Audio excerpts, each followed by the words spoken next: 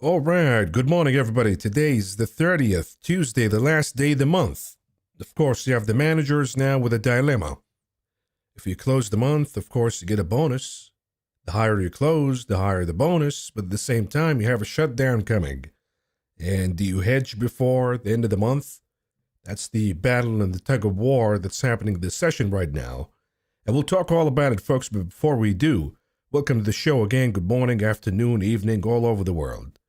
And before we begin, just give me a little bit of feedback here in the audio and the picture. I'm looking at the SPY, the 5 minutes chart, at 662.80 right now, and continues to decline. So if you can see everything fine, hear me fine, a little bit of a feedback, we're going to begin right away. All right. Thank you, everybody, for the feedback. Let's begin right here. Again, a reminder, if you happen to be a new member, please post your comments on YouTube chat, in Patreon, on Discord, the chat channel, Top Gun chat channel. I'm going to catch all of them and address them before the end of the session. Now, we're looking at the SPY here, and we're trading down for the day, at least right now. We know the dynamic, right? You want to close positive, end of the month, got it. But at the same time, have this shutdown, and it's a really good excuse if you look at the weekly chart for the SPY. Could be a topping candle. We begin to hit a reversal at this point. If we look at the momentum indicators, toppy, right? The MACD is toppy, the hour size toppy. We're due for a correction here. We ran way too high. I mean, you see corrections even in 24.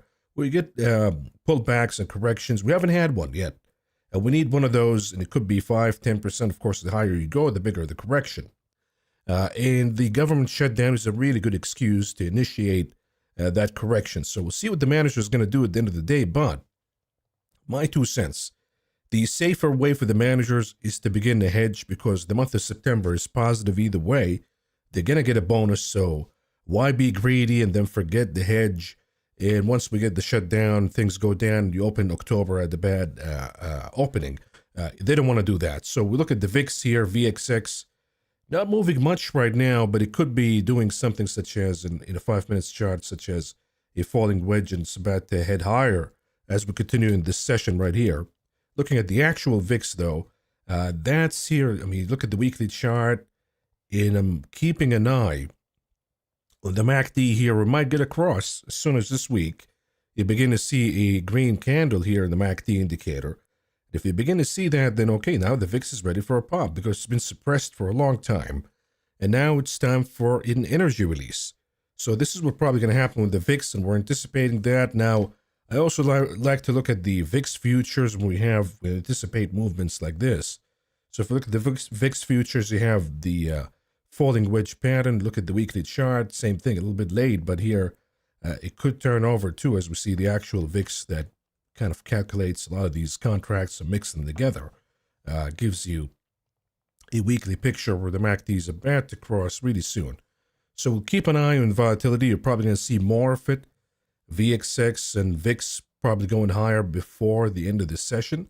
But we have another dynamic, which is NVIDIA being squeezed higher via call options, which is, again, pure manipulation. Somebody's just stampeding in a big amount of call options early on in the morning just to push the stock higher, and then they drop it again. And that's keeping the SPY from going down to the target right now, which is, I think it's going to be 660. Let's check on that. Give it a refresh here in the bar chart so we can look at the SPY. Today is the 30th. And you see closure in the money for the calls, opening in the money, and out of the money for the puts, which gives the advantage in today's session to the puts, obviously, because they have bigger numbers. In the OI change, they have bigger numbers in the open interest. Now, when it comes to the volume, they don't have as much volume, but they have the highest number right here at 662. They need to build, though. They need to build below 662 to push the tape down. Maybe that's what they're doing right now. I would say that the market maker probably wants to knock the 663 contract. Once you knock that down, you have to accommodate the puts. The biggest open interest comes right here, 19,500 for the 660. So my 2 cents would be, once the pumping and the fake manipulation stops in NVIDIA, you're probably going to head down to 660. And it's in the interest of the market maker that they don't close below 660 because you have a big number of puts right here. So sweet spot, 660-ish, a touch above 660. And that's going to achieve, of course, knocking down a lot of these calls right here and accommodating some puts, but not the biggest number. What we see here, 19,000, 10, 10, 13, 47,000. That's a big one, which gives you the possibility that there could be a case for an inverse gamma squeeze. But that's going to take break in 660 and then the market maker panicking and moving us down all the way to 655. Could be, because the headline's going to come out fast. If the government shut down and we take 660, we could be going to 655. So look, I mean, if we're here taking shots. Sometimes you have to take a lotto once in a while. And if we want to do a lotto for the end of the month, 655, I mean, spending here about 7 cents a piece. Just roll the dice, right? See if it works out. If it doesn't work out, you can go to 660 and be a little bit more disciplined, but now you're spending a little bit too much for a 0 DTE. I'm going to go with the 655 here. Just grab a few contracts. Not going to go crazy betting too much here, but we'll grab some of these here, 6 cents a piece. See how they work out by the end of the session. If they do, great. If they don't, they don't. Now, when we look at NVIDIA, because it's really important, see, when NVIDIA pulls back, you immediately see this, because this pressure is to the downside. We're just waiting for NVIDIA. So what the hell is going on with NVIDIA? But before we do that, let's do the gamma exposure and see if it confirms everything we talked about so far. So the end of the week will be the 3rd. We want to see all of these contracts. We don't want to look at November, though. So if we do that, we'll look at the end of the week. We are beyond the gamma flip of 662.56. So again, advantage on the bear side.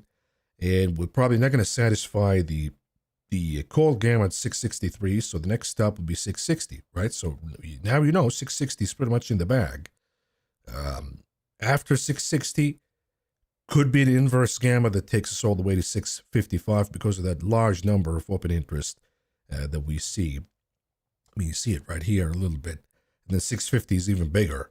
But that's the end of the week. So one step at a time. But look at NVIDIA here.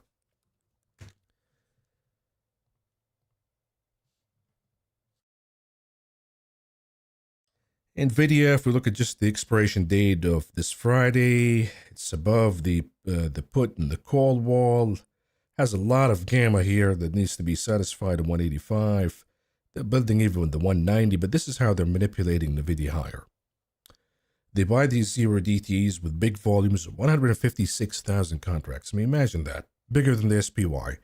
and they push it higher. There's no competition in the puts at all, so it becomes a one-way street. And once as the market maker begins to satisfy that 185, if you don't see more demand for 190 and above, you just pull it back.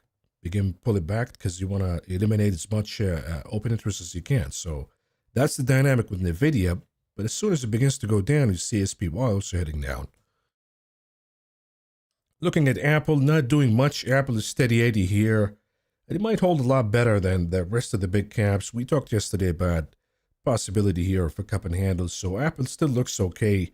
Not sure if it's going to be immune, though. If there's an algorithmic sell today, I'm not sure that Apple can escape that. Google on the weaker side, so look at the daily chart. We talked about this yesterday, possibility of an inverse ABC, probably going to meet the 50 in time. So if we have the call credit spreads on it, is it time to open the put spreads? Sure, I think it is. And you have Meta also moving to the downside. So Meta, trade on Meta here that we can do. Let's do here. Meta, we go... Let's try the 17th and then expand more. If we're going to go 17th, we can't go too far out of the money. So it has to be 3%. I mean, that would be reasonable. And then we sell 15, right? So now you're doing 370, 400 to make 6. It's an okay risk versus reward. It's not the best, but it's okay. Now, if you're doing November, you can do the 720, 700. Now you're spending 8 to make... $1,000 again. The risk versus reward is not pretty great, but you can go 700 naked if you want, and then build on it. Maybe you sell something like a 680, 660 if Meta begins to move down, but the entry cost is pretty steep, so you have to keep that in mind. Another cute way you can play this one would be, of course, a butterfly, but there's no guarantee that that's going to work out. It could actually cost you. So here we'll do 725. Want to keep the gap as big as we can. So we'll do 20. Let's try 20 here and see how it works out. That will take us down 95, 85. There we go. So here in this case, we're spending about $300 to make 17. A little bit more. It's cheaper. It's more accessible. You can go to 630, up this to 610, and then 690, and get a little bit of a better chance. But you play with it this way and keep it at 20, though, because this is a big stock. So if you're going to do a butterfly, you have to keep it at 20 minimum from the delta gap perspective. What else do we have? Tesla, anything new here in Tesla that we can do anything about? Not really. I mean, it's playing out the topping candle, maybe confirmation today, but it's too early to say. So we'll just leave it alone right now. If we look at the stock market map, big caps, Amazon is really interesting to look at here. Amazon, we talked about the target few streams ago, right? We talked about head and shoulder. We lost the 50, so now we're looking for the 200 visit. Really close now, 215. So we're almost at the target here for Amazon. You see Netflix beginning to weaken a little bit. That could be related to the tariffs on movies made overseas. That could impact Netflix negatively, and you have that head and shoulder pattern right here that could begin to play out. So there could be a trade here that we can do in Netflix.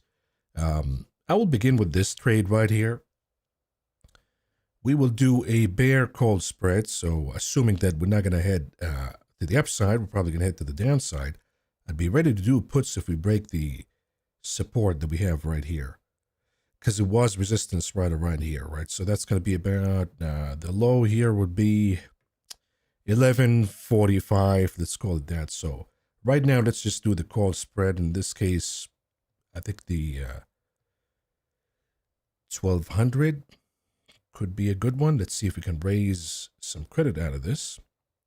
If we do it this way, selling the 1200, buying the 20, you're getting a credit of about 750, and you're risking about 1200.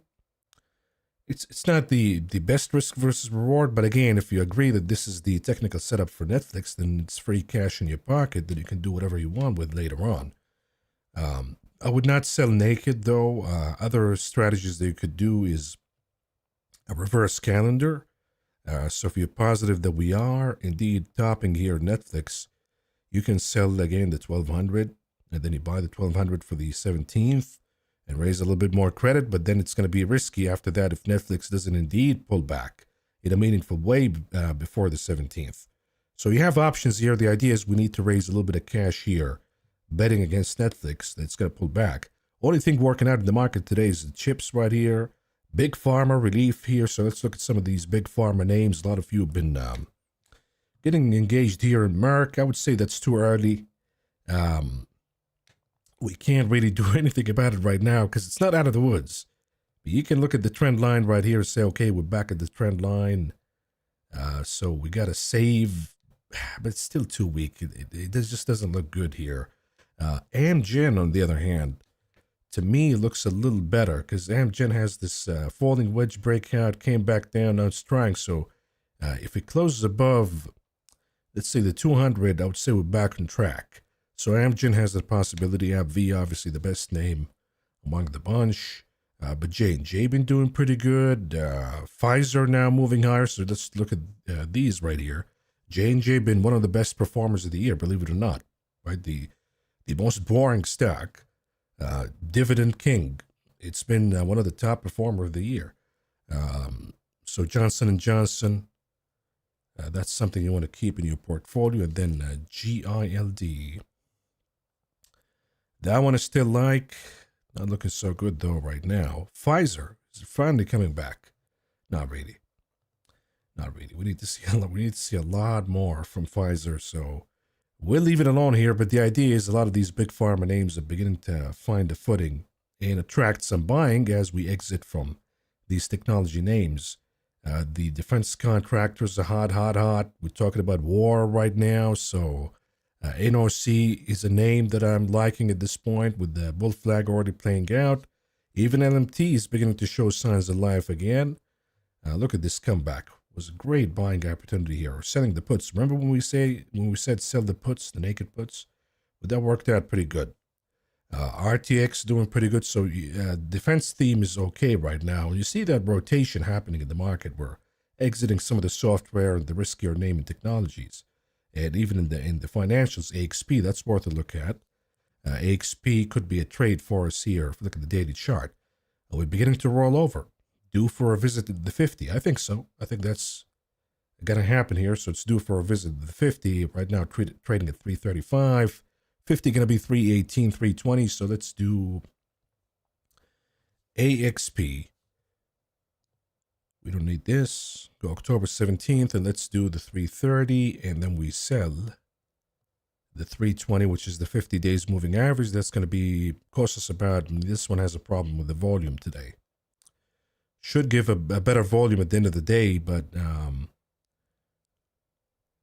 here, if we do it, let's say the average price would be 8. So let's say we spent 300 to make 7. That's going to be a pretty good risk versus reward for AXP. So that's another idea for you. Gold still moving higher, but that's going to be sell the news once we get the shutdown. Energy down until we get the shutdown. We're going to see a recovery in bond yields. Then we're going to see a rebound in energy. But besides that, the market is weak, folks. Look at Pinduoduo, by the way. Pinduoduo, that's another one that we need to look at. Pinduoduo is beginning to move higher and catch up with a lot of these Chinese names. So you have Baba, maybe topping a little bit here. But again, we said that here, we said that again here, and it just keeps going, right? So I don't mind the stock going up, but got to utilize some of those covered call strategies that we talked about yesterday.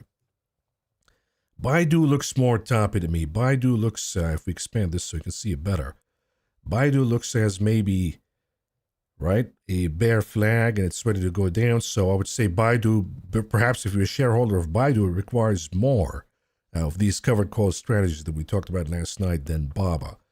Maybe you want to take some profits and just rotate to Pinduoduo right now.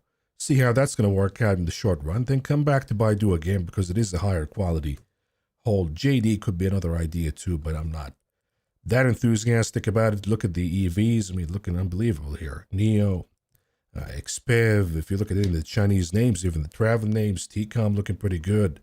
It's THT. So China's doing okay right now, but you got to be careful because if the dollar spikes higher, we're going to see pullbacks even in China. And that's going to require us to begin to hedge right now.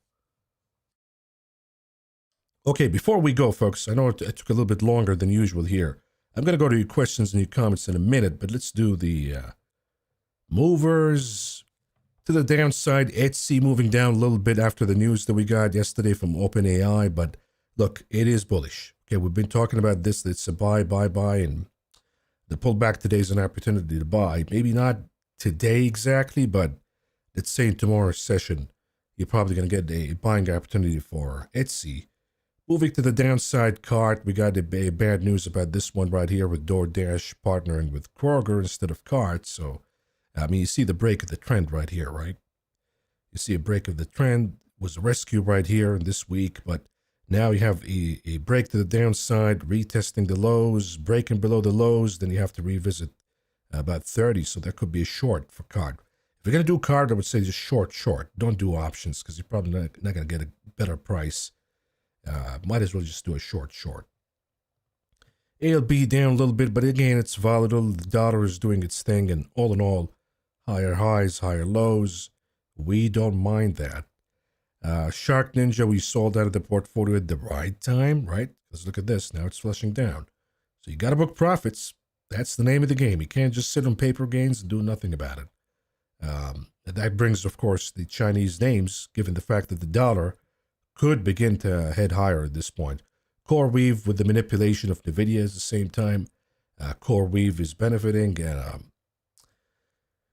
SMCI a little bit. But again, I mean, it looks like an inverse in a shoulder, right? So it could. If you want to speculate here, sure. I would say grab some calls in SMCI if you want. We talked about Merck. We talked about Pfizer, Micron, double top. Coming back down again. I think that's going to be the case. XPEV been doing pretty good. But no notable movers here in a big way, really. So let's go back. I'm going to leave it at Google here. I think it's the interesting name for the session. Let's take your questions and your comments. Good morning, everybody. Let's begin here with... is this scenario highly possible? Managers chase a positive closing before the end of the month and a quarter. Yeah, but you also have to consider that September been a positive month. So why be too greedy with uncertainty coming? So I think that it's a tug of war between the two choices. But I think at the end of the day, they have to hedge before the close. That would be my 2 cents. We got France in the house. We got Sweden. We got Australia. We got Germany. We got Thailand. We got a lot of places. Canada. Mav, is this the fake breakout in NVIDIA? I wouldn't say it's fake, okay, because a mechanical breakout could lead to something technical at the end of the day, and it could be looking like this, right? So you have, clean this up, could be inverse, hit a shoulder, and then momentum here in the MACD accelerating, and we see NVIDIA surging higher again. Is there any reason fundamentally for the name to go higher like this? No, but I just explained to you that it is manipulation via huge number of volume, and it's succeeding right now in pushing the stock higher. Again, if there's a VIX hedging kind of sell-off, I don't think NVIDIA is going to escape it because it is the heaviest weight, so it's probably going to lead the sell-off. So it's too early to say, because if you look at the weekly chart, it's looking different here. It's looking as, it's toppy, it's ready to roll over. We should be seeing a pullback in NVIDIA, not a reignition of the rally. So too early to say until we get the close. If we close it positive at the highs of the day, I would say the odds is probably they're going to begin to gun for 200, and they're going to get it. If we begin to lose 185 by the end of the session, I would say, okay, this is just a mechanical squeeze. Now the hedging begins, and we head down again in NVIDIA. So this session is going to be really important for this name. And the market, because NVIDIA is the biggest weight. Hey, Mav, what is your view on INTC near, mid, and long term? So that's an interesting question, because in the short run, I think that we're getting toppy here. We might see a little bit of a pullback. Now, in the medium term, we could, right after pulling back, we could head higher again in Intel. But in the longer horizon, I think Intel is going to face a lot of challenges, and I think it's probably going to consolidate. Maybe it reaches this range right here, around 38.40, not too far from where we are right now. And then it begins to consolidate, and we're beginning to talk about the problems that Intel is facing, which a $5 billion injection by NVIDIA, another $5 billion injection by the government, not going to fix. Right? You can pour money all you want on the problem, but if you fell behind in terms of innovation, that's not going to solve it. And the culture in Intel, that's another thing. I mean, we can talk about this in a deeper context, but the culture in Intel became more bureaucratic from a corporate perspective. If you look at NVIDIA, for example, that's an innovative culture. It's kind of a techie culture. Intel, and I know people who interned since I used to live in Oregon, it's sort of like a consulting firm, pretty much. And that was the death of Intel. It's been going on for years. I don't think you can reverse it by cash injections. So in the long term, I'm not really that bullish on Intel. Mike, position in HL for Jan 16, 7 calls, up over 800%. Good for you. How do you manage the position? Well, I mean, without even looking at the chart, I would say up 800%. You got to book profits, right? You probably bought it right here or right around here. You got to book profits. 800%, I mean, any flush right now could take you down, I don't know, to 300, maybe 200. You don't want to miss on that. So when you make 800%, unless you want to own the stock, then we can talk about other strategies. But if you don't want to own the stock, then again, it's a miner. It's part of the GDX and the gold miners and all of that. So with tomorrow, possibility of the dollar going higher because of the shutdown, you probably want to book that profit, and congratulations. Mav, thoughts on FCX, honest company, and waste management in the short and long term. So, look, FCX is one of the highest quality names, and managers love to own it in their portfolio. I know that a lot of managers regretted not buying it back then when it crashed like this. So they try to add it to the portfolio at any chance on a pullback. So right now you're beginning to see a little bit of recovery project here in Freeport. Too early, though. It's too early to begin to add, because all what we're doing right now is just going back in the daily Bollinger Bands. And usually when that happens, there is a pullback. I mean, you see this pullback, come back, and then pull back again. So there is a pullback coming. That's going to be the real test for FCX. If it finds a higher low, begins to stabilize, then okay, we're out of the woods now. But if it fails, it begins to head down, then we have a falling knife situation. So not out of the woods yet. In FCX. So right now, selling the puts was a pretty good strategy. We'll stick to that for now. We're not going to add calls yet. I think that it's a little bit too early to do that. Now, honest company, there was a possibility of a break here, but honestly, right now, I mean, it's clear here, for me at least. It's clear that we have a bear flag pattern, and if that is the case, then they say, that's what the technical book says. We have a bear flag pattern. Let's say that it stops right here. So once you break it, you take it right here, and you're probably going to break down this support, which is about 240, 250. A lot of competition. And again, if nobody wants to buy the company, I mean, the whole point behind it was that some bigger player is going to buy it. So if nobody's going to buy it, then the price is way too high. Consumers getting squeezed. Even if you love the product, yeah, you're going to have to downgrade spending. And that's not good for this company right here. I'd say it's a short. Now, when it comes to WM is a little bit more resilient. It has a solid fundamental footing. So WM, in the long run, again, look, it ran way, way too high. But look at the pullbacks. Clean this up here so I can see it better. Even in a recession, right, it's going to go down. It's going to be sold. It's going to recover right away quickly. So if you held it, let's say that you bought it here in April 2008 because the economy was weaker. And yeah, you went down 36%, but you came back the same price within, let's say, year and a half.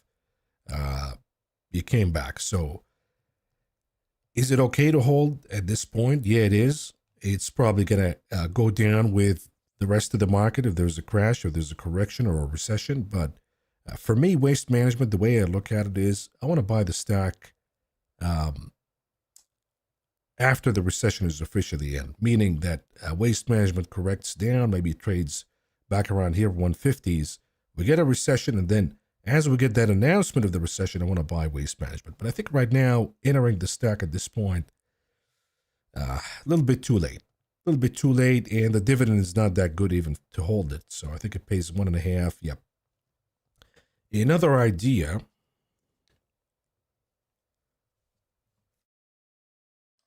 Core and main could make a better sense for now, at least for a rebound trade, because it got sold out pretty big here, and still in the waste, sewage, that kind of stuff. These are necessities, but it did correct. It did give you a better entry price.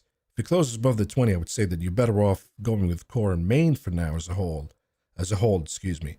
And then once the recession happens, waste management is going to outperform. So that would be my take on these two names. Bronco, we answered your questions, so that's good. Craig, Mav, do you think about getting calls on DFEN despite it looks a little overbought? I have a lot of defense exposure, so I don't really need it, but if you want to speculate, I would say sure. But maybe you want to price in Raytheon calls, could be cheaper, right? So I would say, yeah, with what we have right now, we have a government shutdown, we have all of these issues happening. I think when you begin to see the defense contractors moving like this, something is happening, something is about to happen. So you've seen buying before the Iran episode, you've seen buying before the Russia episode. So when you see buying in stocks like this, there's something that they're sniffing. I would keep some exposure, but I would not go crazy, though. I would not make a big bet on it.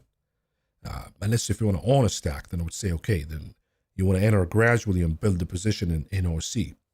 But if you want to buy calls in DFEN, I would say start with one increment, a little bit, don't bet too much. Now you're looking at WDC, doubled down on my October 100 puts this morning. This has been a little bit stubborn, right? The memory stuff, even though we've seen unusual activities, so you have the 100, you need a 20% pullback for October 17th. We're kind of running out of time, So for this trade, it would work out if you get a pullback this week, let's say down to 115 and below. Your trade is probably going to be profitable because of the averaging down. But what I want you to do is cut it at that point, because you don't have really good odds all the way till the expiration date to be below 100. So if you get a pullback at this point before the end of the week, cut it, and you probably want to roll it to November instead. Or consider selling call credit spreads instead. That would be an easier option.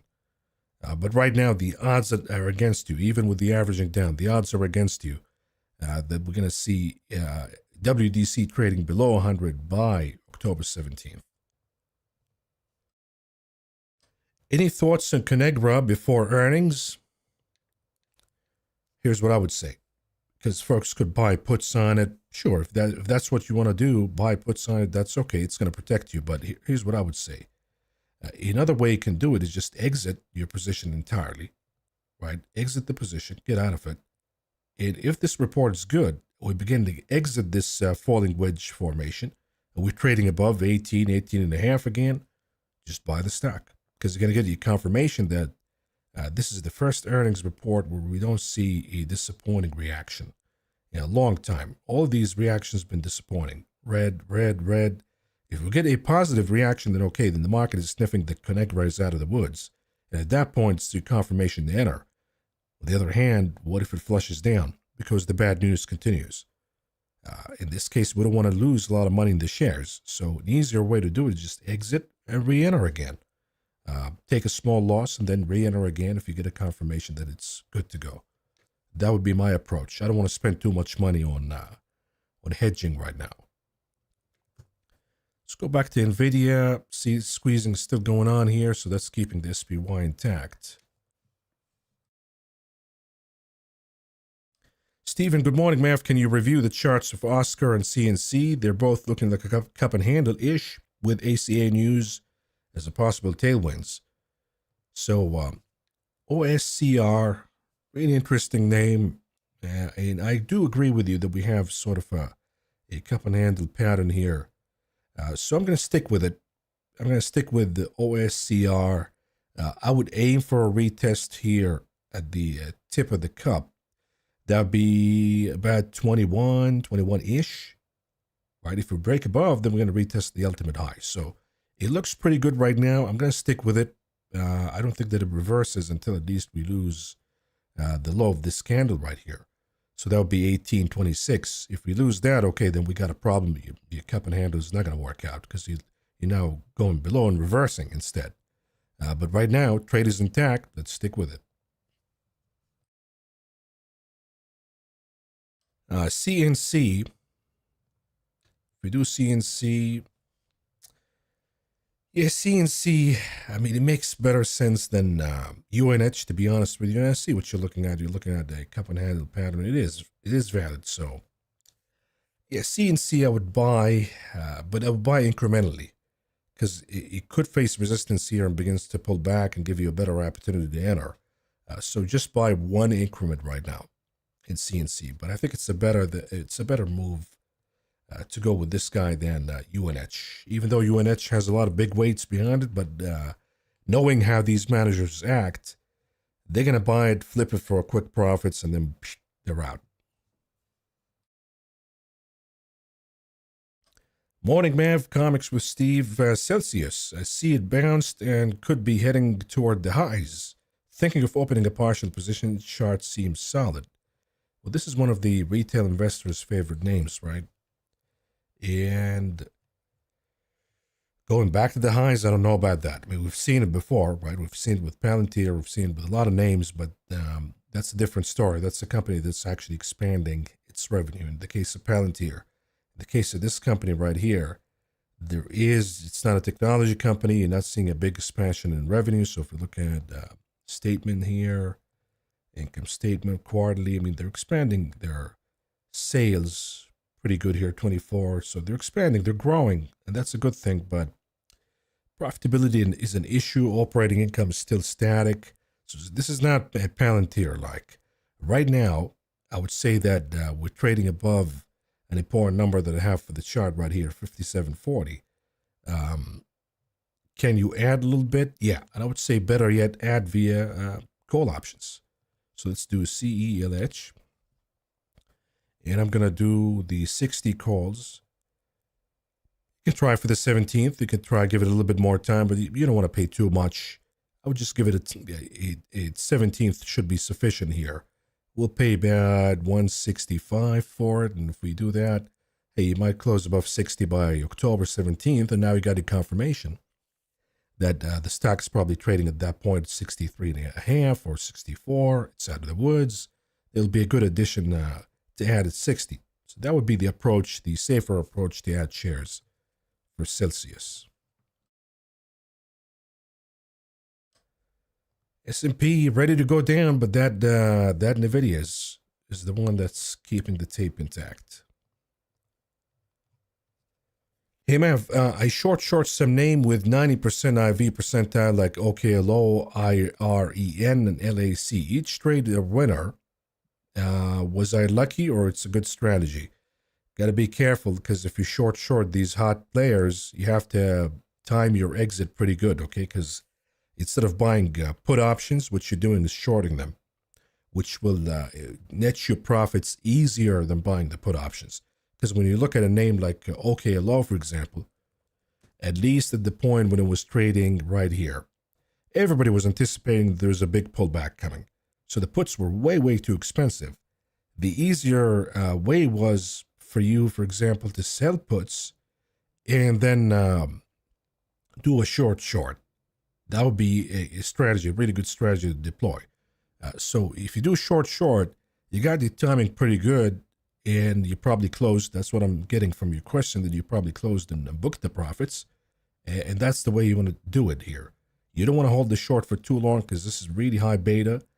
And it could rebound big, close the gap, and then the position is flipping back to negative. You don't want to do that. So I think you did pretty good. You timed these trades pretty good by looking at the implied volatility. And instead of going with the puts, you went with the short, and you did pretty good. So you played everything by the book here. Only thing that you need to do is just book the profits with these names quickly because of their high beta nature. Other question, with the government shutdown, what sector will be impacted the most? This morning, UAL warned of a negative impact of the government shutdown, and the stock is down fast. Yeah, well, yesterday we talked about UAL in the morning brief as an idea to short. So the airliners will be a problem because, I mean, we already have a problem with air. I mean, you guys remember all of this chaos that we had in the airports and the close calls of collisions, and that was when the government was open. Imagine what's going to happen when the FAA is closed, right? So that's going to impact, probably delay a lot of flights, not going to work out. So you have Delta here, for example, breaking this trend. All of them not looking pretty good. And they might pull back even more as we see delay in flights, as we see cancellation of flights. They begin to lose revenue. That's one sector that's going to be impacted. Healthcare could be the same thing. So the health insurance names could be problematic with the government shutdown. The banks will be a problem. Payments are going to be late. So the banks, you see them pulling back. A lot of these sectors will be problematic, especially anything that has ties to the government, besides the defense contractors, of course. So that's the reason why the airlines went down, because they're going to have to cancel a lot of flights. Okay, Maverick, do I understand your thesis of a pullback in the GLD and SLV? However, shouldn't these be seen as flight to safety and be going higher with the VIX? Yeah, but you have layers of hedging. Gold is one layer of hedging. Now, if you have a government shutdown and you have a lot of fear, you have the most extreme level and layer of fear, that takes the hedging away from gold and toward bonds and toward the dollar. So if you see bonds and the dollar heading higher, money will rotate from gold to the safety of bonds and the dollar. Gold is sort of the medium level hedging or safety play. And it works out good right now because it's also a hybrid that has a lot of tailwinds and all of that. But if you get to a severe government shutdown and it gets ugly and the government begins to bleed money, last time was $5 billion for a few days. So if we begin to lose money and things get chaotic and investors say, okay, we're not getting the jobs data, we're not getting inflation data, we're not getting any data, and now how the hell do we know what's going to happen with the Fed policy? And the rest of the safety of the dollar, yeah, gold is going to pull back. So that's my thesis behind it. Good morning, Mav. I joined late, but could you cover ALB? Apologies if you covered already. Well, don't worry about it. This is your time. So ALB, we said that we have this, it is volatile with the movement that we see in the dollar, but we're forming higher highs and higher lows. I'm okay so long as we do that. I'm okay with the name, holding the name. And if we look at the weekly chart, it's still intact, still showing positive momentum.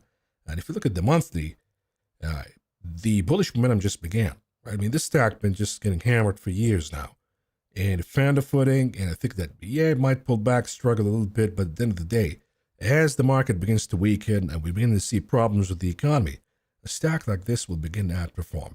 It does outperform in bad times, as you've seen here in 2008, 2009, and then again in 16. So I would say we're bullish, and we're going to stay bullish here despite these nasty pullbacks that we see.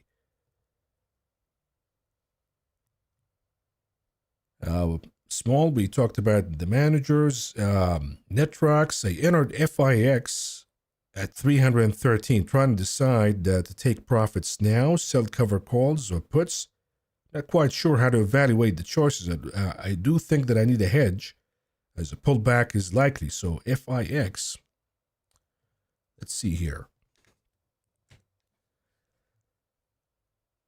I'm assuming that you have profits, and of course, if the VIX begins to come back up again because of hedging, yeah, you're probably going to pull back. Now, with this guy, since it is trading above 800, it's going to be really expensive to buy puts, and you're already deep in the money. You bought it at 313, right? So you're deep here in the money. The only strategy and most appropriate strategy that you could do is you sell covered calls. I'm not sure if you're going to get volume, though, because this is not a name that it was widely traded. So unfortunately here for you, even selling these options, you're not going to find volume to be able to sell them. Somebody buying to buy these options from you, you might get a shitty price. You don't want to do that. So if you want to hedge, for example, buy a put, the volume is not good either. So in this case, I would say you have to evaluate your position.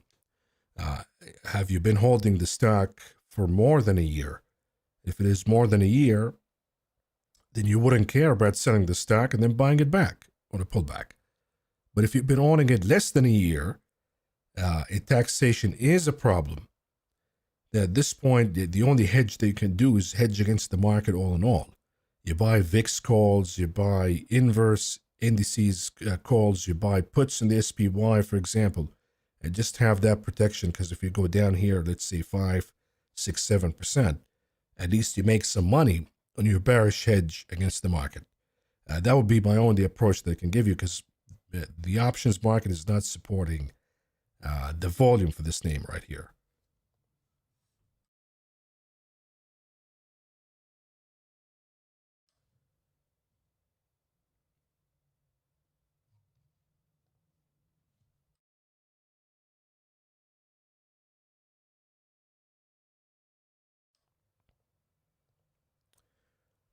Okay, 63, what are we talking about here, Steve? We're talking about Celsius. Yeah, 63. I'd rather go with the 60 calls, though, because that's closer to the money and it's not really that expensive. SPY pulling back a little bit. We just need NVIDIA to cooperate, because the VIX is ready to go. SPY is ready to go. SPY 666 puts for Friday. Too early? Should I roll? No, you're good. You're in the money right now. If anything, the question would be, if we go down to 660, for example, I would say, okay, time to roll. If you go down to 660, either you're going to open a spread on it, you sell the 55, that's the next highest gamma, or you probably want to roll it to next week and you go right now with the 660, 650, or 55, 45. But right now you're good to go. You might have to exit before the end of this session, but right now it's okay. Violence, same I have MO, October 17th, 66 calls, seems about to break the upside. What is your take? Thanks. I'm assuming that you want to buy the stock here, right? So you just given a shot via call options. Right now, look, I'm seeing that this is a defensive name. So this should perform pretty good under times like this. Bull flag playing out. You got your calls at 66 at the money right now. I would say keep it as it is. If by October 17th you're trading at 68 or 70, then you probably want to exercise and just own the stock. But right now, it looks pretty good to me. I'd just keep it as it is.